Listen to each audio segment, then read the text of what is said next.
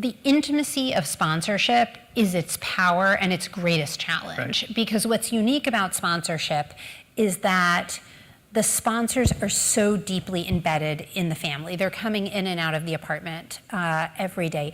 The sponsors are taking on these quasi-parental roles with the kids. You know, they're the ones doing parent-teacher conferences, and the Syrian parents are almost like accompanying them.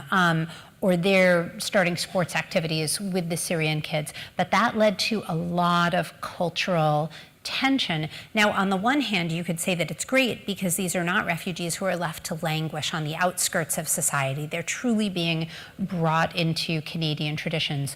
But it created a lot of conflict, not unfriendly, nasty conflict, but more like deep, heartfelt conflict.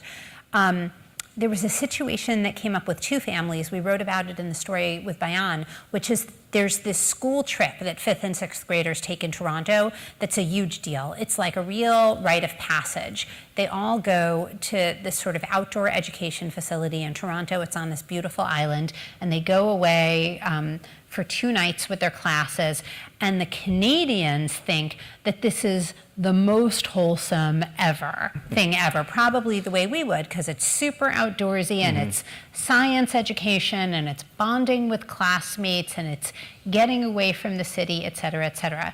And the Syrian kids begged their parents to let them go. To the Syrian parents, this was the least wholesome thing ever. The idea of their young daughters going away with boys and sons, going away with the opposite sex, right, being far from their parents, doing God knows what, God knows where, was completely unacceptable to them. And the Syrian parents ultimately said, no, the kids are not going. Yeah.